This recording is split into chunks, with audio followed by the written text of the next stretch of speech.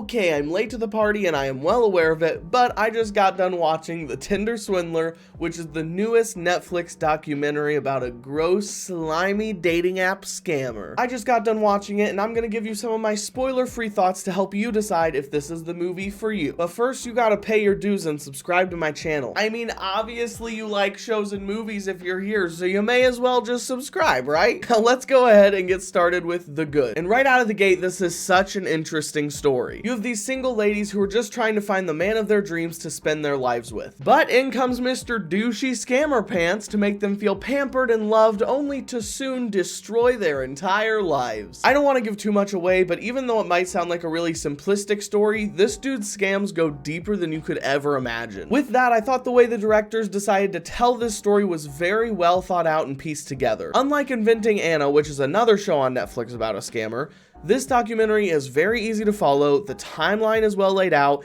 and just about every second of this is actually interesting. The production starts out connecting us with this sweet young woman who takes us through the relationship she had with this scammer. Then as she begins to uncover a bunch of different things, she goes to a publicist who then investigates the background of Mr. Douchey Scammer Pants and introduces us to more people that knew him and that were affected by him. What this movie did right is it was completely focused on the victims and the scammer himself the entire time. We were never really sidetracked by any journalists or some side character story.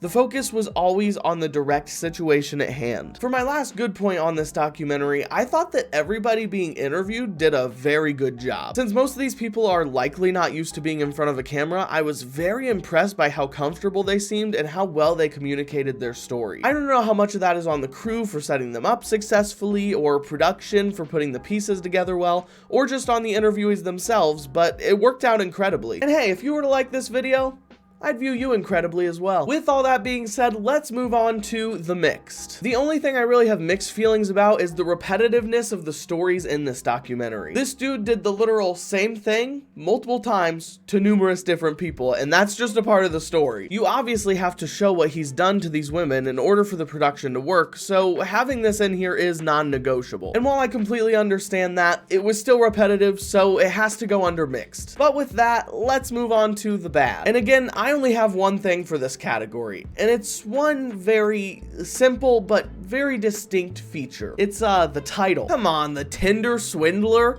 You couldn't do any better than that, Netflix? As a news article, I can see this working and maybe not even being that cringy of a title, but that title on Netflix made me think that this was just another Kissing Booth or To All the Boys type of movie. That's why it took me so long to watch it, because I just kind of figured it was another Netflix teen drama. But I'm happy to report it is not that, and I genuinely don't have anything bad to say about this documentary beyond the title. So let's move right on to my final thoughts. If you like Netflix documentaries, I can guarantee you're gonna like this one. This film has a great story combined with great production, direction, and interviews, and it really just checks all of the entertaining documentary boxes. Now, if you're not a big documentary person, this one isn't going to tickle your fancy more than any other one has before, so this probably isn't the one for you. Personally, I land somewhere in the middle. I definitely enjoy a good documentary, but it's not my favorite genre of film either. For all of these reasons, I'm gonna go ahead and give The Tinder Swindler a grade of A-. If you enjoy documentaries or just find these scammer stories to be interesting, I definitely say that this is worth 2 hours of your time. But of course, these are just my thoughts, and I would love to hear yours in the comments down below.